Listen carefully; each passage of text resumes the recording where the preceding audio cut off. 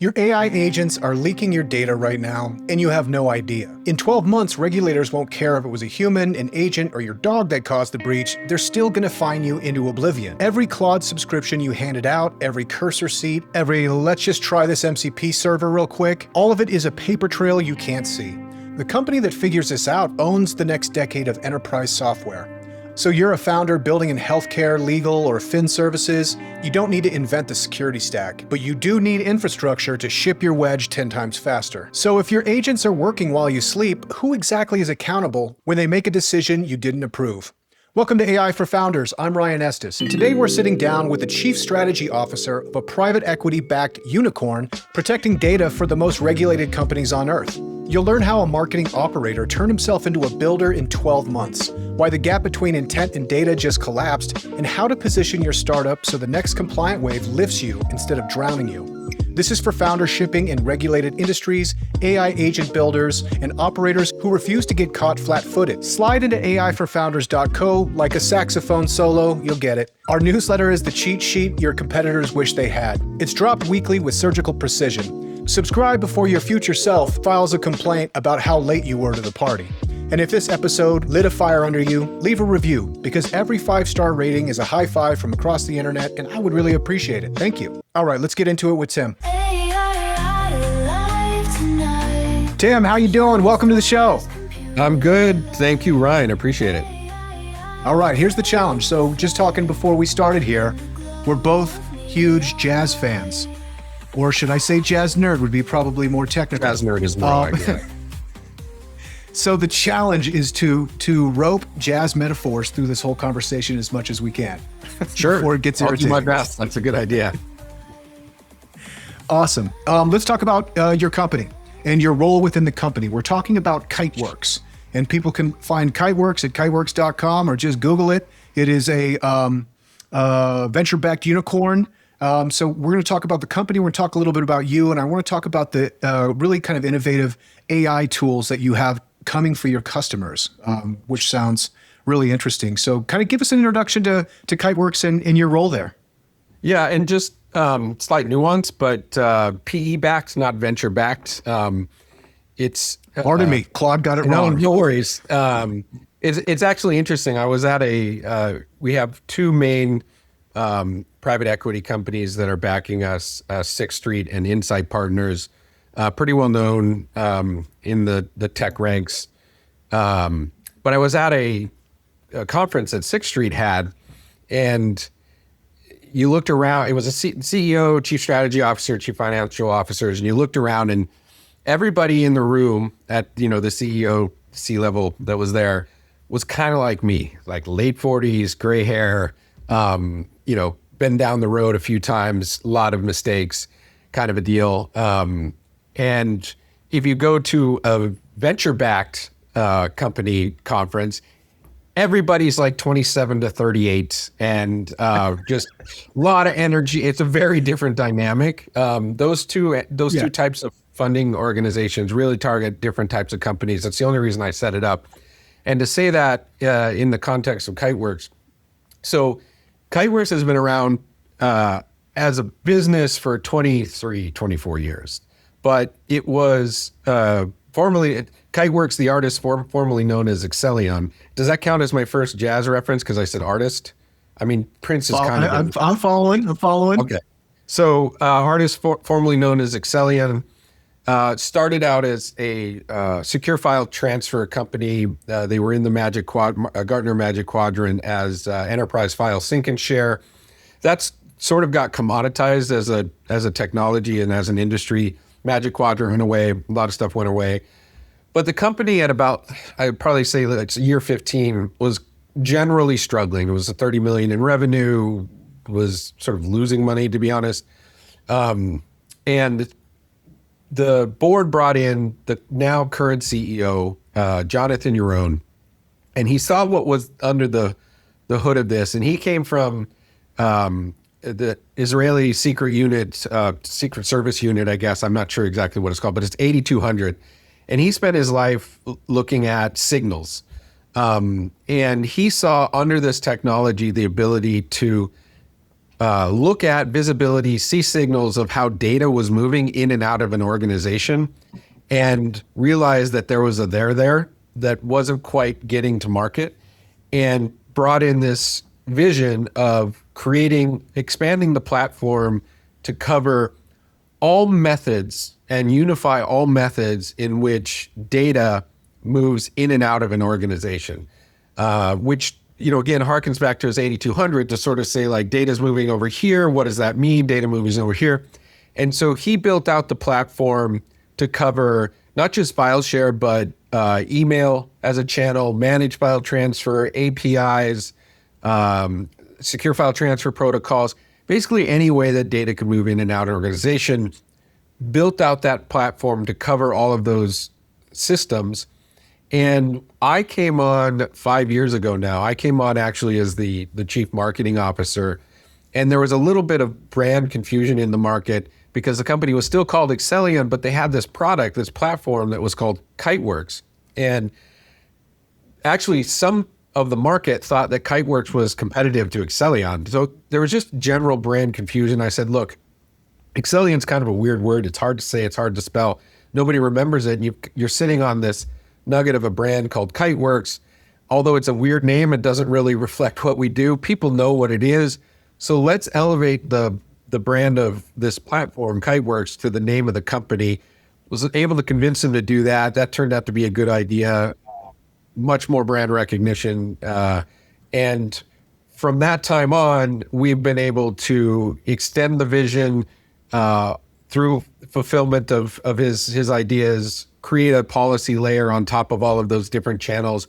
And really, we operate now as the control plane for data moving in and out of an organization. And now, to tie this all back to AI and what's happening with all of that, especially agents, we just see AI and agents as another pathway that data moves within and in and out of an organization. So we've launched and continue to launch technologies on our platform to manage that data flow as well.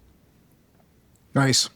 So kind of in a nutshell, Kiteworks providing a secure, compliant platform to exchange information for businesses. And Excellion and Kiteworks were maybe in conflict with each other. So by simplifying, you're able to find a much larger market for probably what felt a little bit incomprehensive in the beginning. It much like Louis Armstrong kind of took a challenging art form, which is jazz, and brought it to the masses and expanded the market. Yeah, that's sure.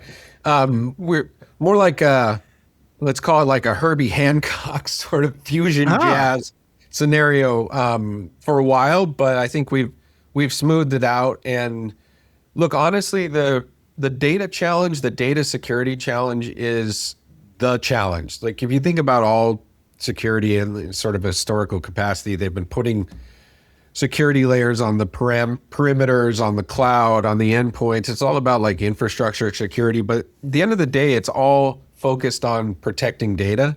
And we're able to bring that security layer down to data itself and control, which is why we call it the control plane, that data. And again, now in the day of AI and agents, the whole focus has really shifted towards what data do I have? Where's it going? What people are using it? What agents are using it? And we're able to provide that clarity for people.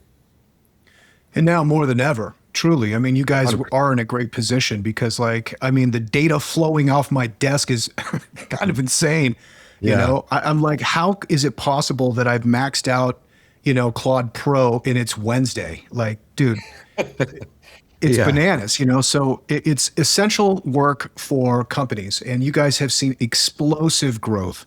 And I think, your role has had a lot to play with it because the brand, the go-to-market, these are all things that encourage confidence. How long have you been a watermelon man? I'm going to assume that means how long have I been at Kiteworks, or in general? There's a Herbie Hancock reference. I got watermelon man. I can't remember what that means in terms of how long specifically. But I've been with... No, as far as like your role. My role. So I've been doing marketing and tech for 20 years, maybe a couple of years longer than I became the chief strategy officer here 3 or 4 months ago. The reason for the shift was, one is I'm all set on marketing. I got that T-shirt. I kind of know what to do at this point. Got the system running, got it in a good spot. But I also saw an opportunity to drive a lot more value, a lot more shareholder value, and a lot more value to our customers by really taking the lead on internally how we as a company adopt AI from a productivity standpoint, from an execution standpoint, from rolling out products, and also how AI can provide value to our customers. So it's chief strategy officer, but if I were really to focus it down on what that means here at Kiteworks, it means how can we drive value through AI internally and externally for our customers. So I've been doing that officially for 4 or 5 months, but unofficially since November 23rd, 2022, when I first logged into ChatGPT and looked at my wife and said, okay, this is a thing. Quick side note for founders who are using AI to write content. You've probably noticed this. It's incredibly fast, but it doesn't really drive meaningful traffic. And honestly, that's because most AI-generated content is just average. There's no real insight, no depth, no structure. Missing things like internal linking, and Google's getting very good at filtering that out. So instead of trying to just prompt better, I actually came across something interesting called Nina. It's a system that combines human strategy and review with AI writing to create high-quality, SEO-optimized blog content that's actually designed to rank and keep ranking. What I like about it is that it's done for me. Their team handles the topic strategy and the content review and data markups for Google and turns blog posts into actual long-term traffic assets. So if you're a founder thinking seriously about organic growth, this is one of those things worth paying attention to. You can check it out at trynina.co. That's TRYNINA.co, trynina.co. What if you had a partnership manager working for your podcast full-time, reaching out to brands, securing deals, handling all the back and forth while you just focused on making great content? That's Casey. Casey is the AI partnership agent from Howdy who actually goes out and gets your sponsors. Casey reaches out to brands on your behalf, works the conversation, and lands the partnership. You make the show, Casey makes the money. And look, Casey doesn't sleep, she doesn't lose track of follow-ups, and she never gets discouraged by a non-reply. Casey's out there right now working for podcasters who figured this out before you did. The only question is whether your show has a Casey yet. So go meet Casey at gethowdy.com. That's GETHOWDI.com. Takes a couple of minutes to get started, and Casey gets to work immediately. That's gethowdy.com. Yeah, that was a wild moment. I remember everyone was passing around JavaScripts and making like Twitter, like bots and stuff like that, Yeah. Incredible. So, working with it from 2022, essentially, man, you're an elder statesman in AI. Yeah, really, for some reason, for me, it clicked instantly. And I spent a year and a half thinking, why is everybody not spending all day, every day using this thing? I was pulling teeth in the company, outside of the company, anybody that would listen, I would try to explain, you've got to spend 2 to 3 hours a day in these systems so you understand how much value they can drive and you can become an expert at it. And that will in turn drive value for you and your customers. Yeah, it's kind of fun to think about, when Chat came out. I think it still holds the record for the fastest growing product of all time, which is incredible. But it was kind of a psychedelic experience, kind of playing around with ChatGPT in the early days because it was so wildly incorrect all over the place. It's really come a long way. All of the LLMs have of being pretty precise, and you can kind of check it against each other. And of course, there's plenty of TikToks out there of ChatGPT getting it incredibly wrong. But it's definitely in a different age. So that's really interesting. A strategy of delivering AI. So maybe talk a little bit about initiatives and how you early on kind of identified opportunities with AI within Kiteworks. Obviously, AI is ramping up compute all over the place, so it falls into the pocket really easily. But is there any kind of specific tools or, Kiteworks agents in the pipeline?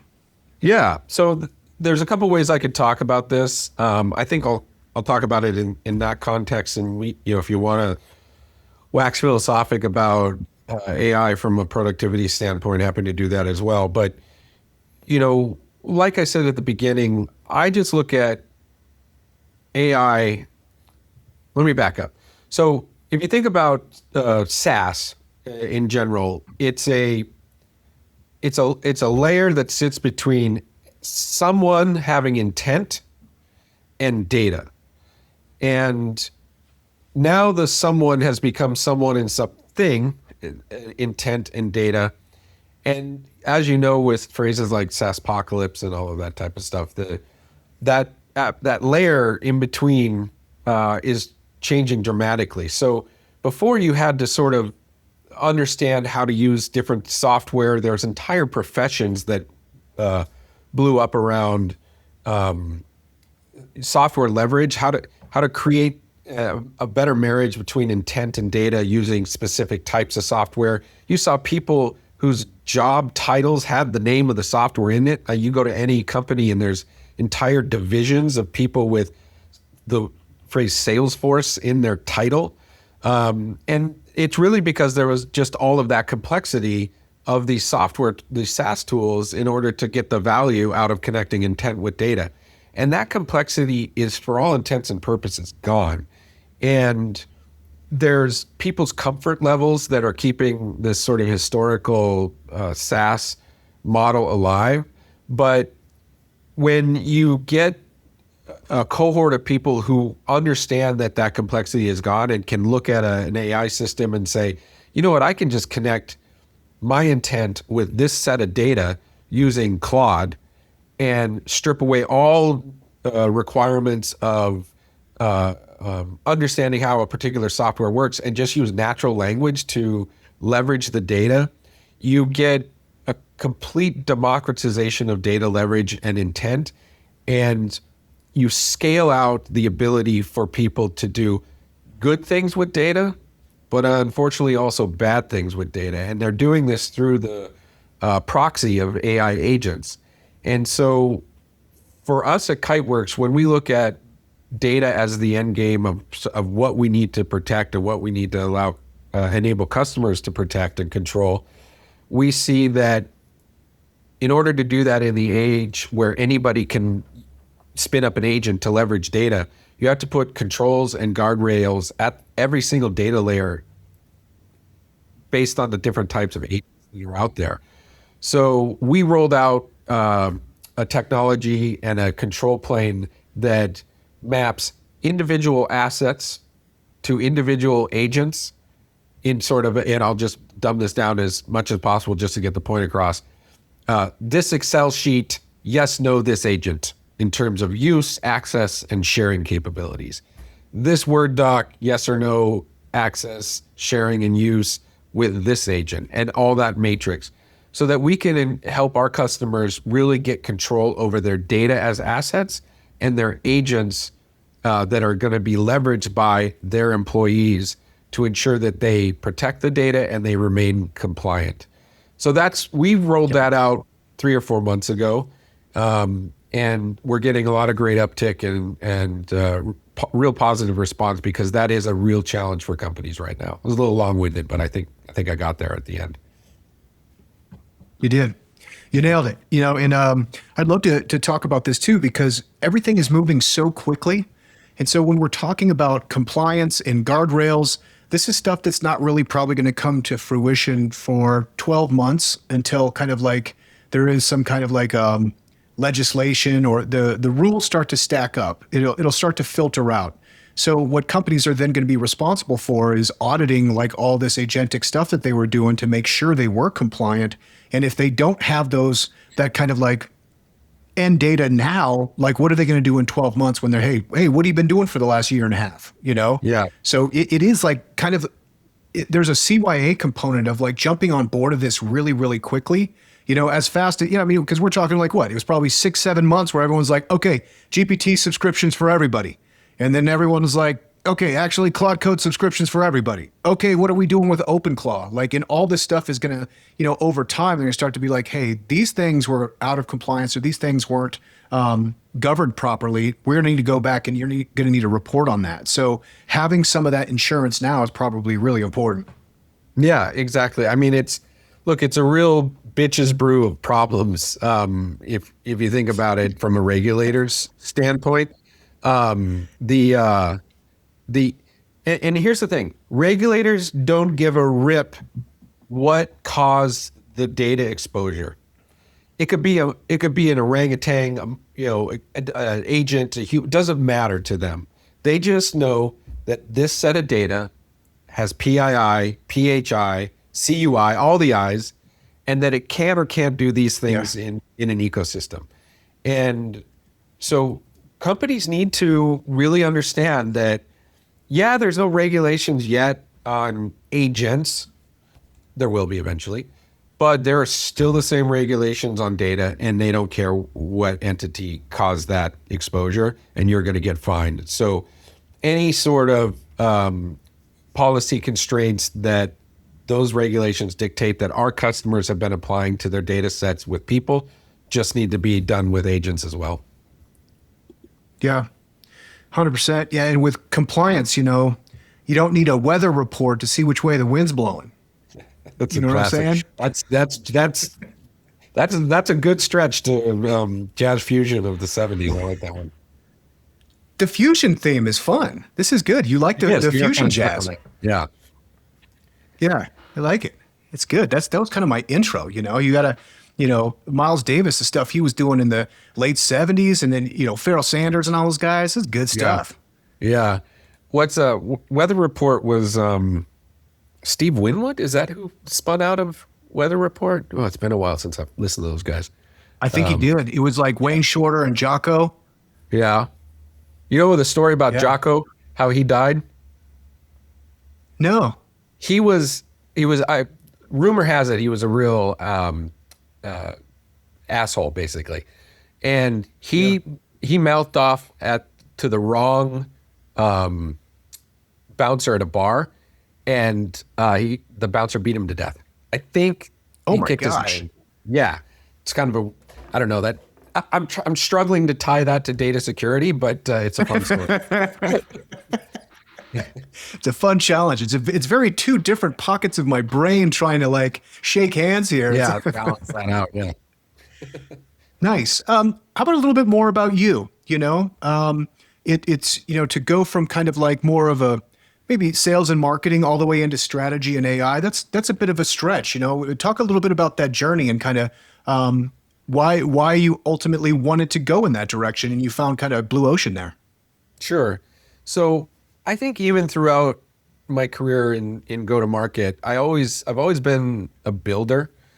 So I've looked at how do I build systems to operate more efficiently and deliver value in any case as effectively and efficiently as possible. So I actually started the first few years of my career, I was in nonprofit fundraising. I worked at the Purchase College for performing arts in just north of New York City, doing a lot of grant writing, things like that. It's where I kind of got my chops in jazz. And when I sort of got connected with a guy who was doing some consulting around tech, and we got together and we just kind of fell backwards over building a marketing agency in New York. And for 10 years, we built this marketing agency and, bootstrapped it from $0 and Morley the intern as an employee till we had about 50 employees and close to 10 million in revenue. And the most enjoyment I had out of that was building systems to deliver value to our customers. And so I would work with outsourced developers and sort of wear kind of like a product management hat while delivering services to customers, while selling, while trying to, make payroll. And it was a lot of work, actually. You learned a lot. But what I enjoyed the most was the product building part of it. And so I just kind of, as I went through my career, went client side, I just kind of always hung on to that product building part. And the biggest bottleneck for me was always finding a good developer, communicating well to the developer where they understood the scope of what was required, and then the feedback loops of like testing and getting ultimately what we needed. And once, I got past the, question, answer, this thing can write kind of a deal, which is a big part of go-to-market, and the coding started getting really quite good, and I could get to most valuable product or MVP is very quickly and skip all that other stuff and just kind of really take direct control from a product management to coding to an outcome. I just went all in. And, I didn't know what a CLI was, a command line interface was a year ago. I had no clue what that was. I didn't know what a container was. I didn't know what Kubernetes was. I didn't know what DigitalOcean was. And now I have more Claude Code command line interface tabs open on my computer every morning and all day long than I do browser tabs. And so for me, it was natural to get into this environment where I could build, ship value to both the company in terms of customer value through our product, to our company in terms of product efficiency, and to communicating our message out through the marketing organization, that it was just so natural, and I enjoyed it so much that for me, it's not work. Yeah, I just counted. I've got 9 terminal shells open on my screen right now. Crazy, right? It's wild. Yeah. And this is kind of a part of the opportunity, I think, right now with AI, which is really kind of intriguing, is that if you are kind of a person where it sounds like at the root of your story is kind of communication, which is to say, communication is kind of magical. And we have language where I say purple squirrel and you have that vision inside your head. And if I can communicate that clearly, awesome. With our work, it's like generating desired outcomes. Like, I want you to feel this way and gain this thing. And you hand it somebody and they get it. It's magical when you can do that. And, jazz is very similar. I think I really respond to that form of music because it describes experience and emotion that words have a hard time, it struggles with, and largely it's like kind of it's like a somber, at least my favorite stuff, the Bill Evans and the modal jazz stuff. I love the Mingus stuff too. So there's kind of like an unhinged, there's a tension, and there's always like this beautiful release, So the position for like using AI to generate outcomes is you get to kind of skip the middleman sometimes, it puts you in the position where people that are much more outcomes driven, communications driven, they're kind of in the driver's seat now, and it gives them the tools to kind of like be able to design. Yeah. And, the other analogy to jazz on this is you kind of build in the moment a lot of times with jazz. I mean, there's a general framework and there's a structure. And, if you listen to, a Love Supreme at this one club, in general, it's going to be the same at another club, but there's a lot of improvisation that happens in the moment. And I think with AI, it offers you the same creative outlet, where as you're building, you start to realize this other note you can play will have this other outcome, and you kind of see where that takes you. And there's this exploration that happens. And, the fact that it democratizes that exploration to anybody who can use words, which is everybody pretty much. I think people who look sort of narrowly at what that means in terms of value look at it in now and tomorrow. But if you look at it in the context of, if you can see the forest through the trees, and you look at 5-10 years from now, and the roadmap begins with, if you can use language, you can build anything you can dream of, then I think we have a different shaped world in 5 years. Not just like, there's less jobs or, the SaaS apocalypse happened. I think the world changes. And so, I bring that sort of philosophy when I look at the strategy of this company and what we're trying to deliver to our customers, as what's the world going to look like, especially when it comes to information in the next 3, 4, 5 years. 100%. Yeah. The improvisation is going strong all over the place, but you need the head to bring it back. And maybe that's what kite work is. It's like, Yeah. okay, John, you're stretching it, but we're coming back to the main theme of my favorite things here so that everything like stays tight. Yeah. We're at the time of the podcast where we're entering the quantum round. Are you ready? Sure. Yeah. Okay. Okay. Good. What does that mean? So I want to make sure we're we're kill a cat or yeah, exactly. Is there a cat in the box or not? That's the question. Yeah. No, I want to be real clear because we have, thousands of founders listen to the show. When and how they should engage with Kiteworks, first and foremost. Yeah, look, when I first started here, when you do go to market and you're working in tech long enough, there's something called the total addressable market or a TAM, and that kind of gives you a good sense of how far a company is going to go. And because there's competition in every TAM, a TAM's only certain size. There's a certain amount of the TAM that's been already captured, and you do that calculus and you know how far the company. Our TAM as an organization is if you have a pulse and you have a company, you need us. So because all companies have sensitive data that they need to protect from exposure, all of them. Could be financial data, it could be customer data, it could be health data, depending on how regulated you get. So, if you're a founder and you're looking at, hey, where's my data and what kind of control layer do I have on top of that data to ensure that I'm not exposed? Because as an owner or an operator of a business, the worst thing that can happen to you is that you get exposure to the point where you get fined or sued or lose business because of brand reputation. All three of those things are a killer. So, if you have a pulse in a business, you should look up kiteworks.com because there's value that we can drive to your organization. Now, having set the TAM for everybody in the world, I'll bring it down to a smaller group that find the most value out of us most quickly.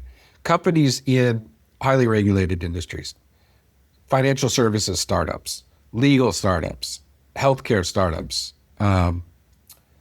any company that's going to do business with the federal government, or any company that's going to do business with a company in the federal government's information supply chain.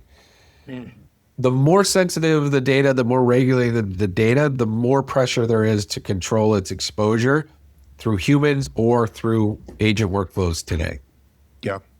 At the end of the day, too, you just sleep better, right? I mean, a part of the wild, intoxicating thing about right now is there's so much excitement, so much enthusiasm, but there's like a nagging thing in the back that's like, I don't know what I don't know. I don't know what my exposure is like right now because I'm moving so quickly. I'm just hoping that Claude gets it right, So, Kiteworks gives you peace of mind where it's like, okay, they've got our back.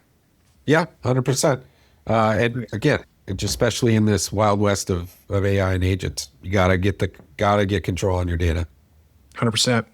Cool. You mentioned Jonathan as being kind of like an influential leader for you, and obviously did great things with Kiteworks. Are there any other, CEOs or leaders you really admire? Somebody you might put on the bandstand? Sure. I mean, Jonathan's the CEO. We also have an incredibly talented chief product officer who heads up the build of the Kiteworks platform. His name's Yaron Gallant. He is also from the 8200 unit, but he has an interesting story. He was part of the small group that invented the WAF, the Web Application Firewall. I have never invented anything even close to as impactful as the Web Application Firewall, which every application on the planet needs due to PCI and a number of other regulations. So I'm surrounded by talent and I'm standing on the shoulder of giants by a large stretch of the imagination. And then, of course, I have a whole career of mentors that have kind of helped me along the way. But, if I look at Kiteworks as an entity, anybody with a C in it and works at Kiteworks is incredibly good at what they do. Yeah. Mentors have been like really important to me in my life as well. It really helps kind of steer you in good directions. Is there any way you kind of pay it forward and mentor other people? Yeah. And I mean, I hope I do. I would say like I don't say I set out to mentor. I'm not looking across my organization or other companies and saying, oh, here, I'll just be a mentor of this person or that person. But what I just try to do is ensure everybody knows all of the mistakes I made, why they were mistakes, and why the decisions that I'm making now are informed by those mistakes, and that I'm not just whimming it. It's the gray hair came early. And I want people to take lessons from all of the hard knocks that I had to take so that we can execute effectively as a team and get things done. And, in those lessons, I hope that people look back and say, I learned enough from Tim's leadership to call him a mentor. That'd be great for me. But I'm not mentor seeking. Yeah, totally. Mentee seeking. Yeah. Amazing. You mentioned hard knocks. Any notable failures you want to share, or perhaps, times you were singing the blues and the abstract truth? Yeah. Well, I mean, look, when you're in go-to-market, sales and marketing, there's failures every week. High highs, low lows. That's why I love sales. You try things, they don't work. The key is just to realize that that's part of the process, and also to surround yourself with people who also realize that's part of the process, that don't see failures as a way to, or as a source of flames that you pour gasoline on to keep everybody distracted from your insecurities. That's a real thing, by the way. I've worked in enough organizations to be able to spot people who are insecure in their own values. So if somebody else over here makes a mistake, they'll pour fire on it. So everybody keeps distracted by that, so they don't see how they're not driving value. And so, again, back to kind of the team that Jonathan has built here, and, my colleagues and stuff like that. Kiteworks is definitely an organization. We have tremendous value to our customers, but I think part and parcel of that is that the organization that Jonathan has built is a group of people who have kind of been there, done that, have made a ton of mistakes, and know that you get nowhere by throwing gasoline on the flames. And so we're all just kind of going together and trying to make mistakes and learning from them all the time. And that's that's how companies progress and how you actually get shit done. I love that. I think that's particularly important for young founders to hear. People that are chasing the VC, they're not ready for private equity investments where they only want to invest in people where the weight of the world has crushed their dreams. But I had a great analogy. Somebody was talking about failure and was saying it's like very similar to a muscle that, for a muscle to get stronger, you actually have to push it towards failure. You have to encourage failure. So, you don't get comfortable with the feeling of it, but you kind of understand the terrain, because ultimately that's how you mature. And it's the people that persevere at the end of the day that win, Yeah. And it's brutal and it sucks. And I found myself occasionally saying, when do I stop learning lessons? Enough with the lessons already, At some point I want to be on the side of, I know it all and we're good. Just trust me. Yeah. I'll never get there. I found myself in a similar position where I'm like, I already knew this. I didn't want to be reminded. Yeah. Enough with the lessons. Amazing. This has been so fun. Aside from work stuff, like, do you have any fun experiments with AI or like little things that you're working on and building? Yeah. So I have a 16-year-old and a 13-year-old. Interestingly enough, they hate AI. I can't figure out why. I think it's because I love it so much and they just want to not like what I like because they're 13 and 16-year-old girls.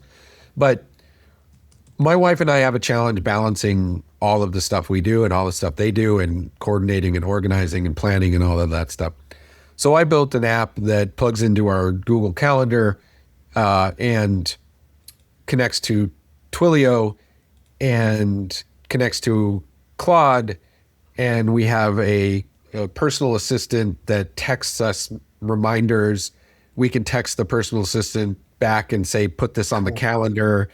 And it just kind of coordinates and keeps us all in sync with like who's picking up Olivia tonight and who's dropping off Emma tomorrow. And, you know, is dad going to New York on Sunday? And that's actually been very, very helpful. A little bit of a life hack there. Oh, that's brilliant. I'd love to learn more. I have a 18 and 17-year-old. So yeah, it's like, okay, my daughter's coming back from college this week. My son's got football practice starting up, his contact camp. I mean, with kids, especially teenagers, it's just like, where are you guys going? Like, what's happening? Yeah. So that's kind of a fun one I built. Cool. I love it. I want to give a shout out to Monterey Jazz Festival. I know that's a nonprofit that's near and dear to your heart and just amazing. You know, this has been so fun talking about jazz. Maybe we'll wrap this up with your favorite horn player, your favorite piano player, your favorite rhythm player. Wow. Okay. So, horn player, it's probably somewhere between, I mean, I hate to go Miles Davis, but man, he's good. It's hard to beat him. Yeah, I think I'm going to stick with him. It was either that him or John Coltrane. And then from a piano standpoint, is that what you said? Yeah, piano. Piano, Thelonious Monk. Rhythm, I don't know on that one. What about you? You know, rhythm and so like bass and drums. Yeah. I would put Mingus up there.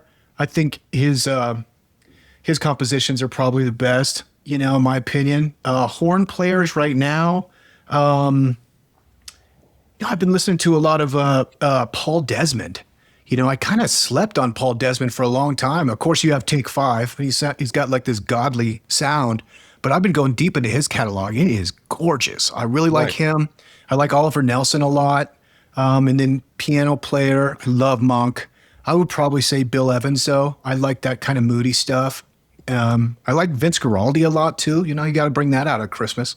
Yeah, we have a lot of his albums up at our cabin in the Sierras. No TV allowed at the cabin, only a record player from the late 70s and the speakers to match, and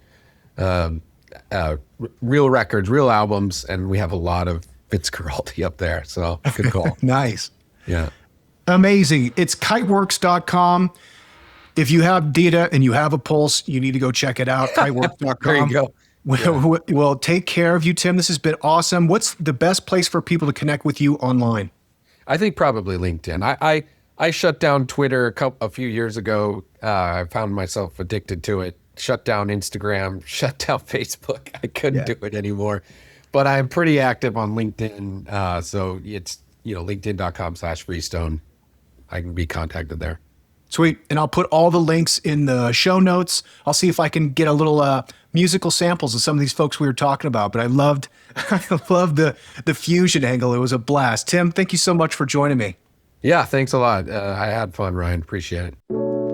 In 3 years, AI fluency will be a baseline expectation for every college grad, not a differentiator. It'll be a requirement. The students getting ahead are the ones building that skill right now, in high school and college, before it becomes table stakes. AInativestudent.com is the program doing that. Weekly one-on-one coaching, live cohort sessions, on-demand courses, and the fastest growing AI chat for students, all tailored to your student's specific career path. Pre-med, they learn how AI is transforming diagnostics. Pre-law, they learn legal AI tools. Business, they learn to think like an AI power operator. One flat membership, less than a private tutor, cancel anytime, and if you're a founder listening to the show, you already know the cost of falling behind. Don't let your kid pay that price. Go to AInativestudent.com, apply in a couple minutes, and get your student into the cohort that changes their trajectory. AInativestudent.com, and send them to the chat. It's totally free. Every week I sit down and ask myself one question. What do founders actually need to know about AI right now? Not the think pieces or the stuff that sounds impressive, the real useful put it to work today stuff. Then I write it up, send it to you in your inbox free. That newsletter is called AI for Founders, and I built it because I was tired of wading through hit pieces and people that are afraid of the future. Each issue, I break down the tools worth your time, the strategies that are working, and the ways you can use AI to grow your company without burning out or getting left behind. Thousands of founders read it every week, and I'd love for you to be one of them. Subscribe for free at aiforfounders.co. 3 seconds to sign up, and I promise it's worth it. Every founder I know is posting on LinkedIn, grinding on X, maybe dabbling in short-form video. And the dirty secret nobody wants to say out loud is you don't own any of it. One algorithm change and your audience evaporates overnight. The only audience you actually own is your email list. That's why the smartest founders in the world are building newsletters, and Inbox Alchemy builds it for you. They create your weekly founder newsletter, design a beautiful newsletter website, and grow your audience to 25,000 subscribers in the first 6 months. All of it is managed so it drives real pipeline. It builds your reputation, it nurtures the relationships that turns into deals, partnerships, and opportunities you can't even predict yet. Social is rented, email is owned. The founders who figured that out early win for decades. Go to inboxalchemy.co, that's inboxalchemy.co, and start building the audience that's actually yours.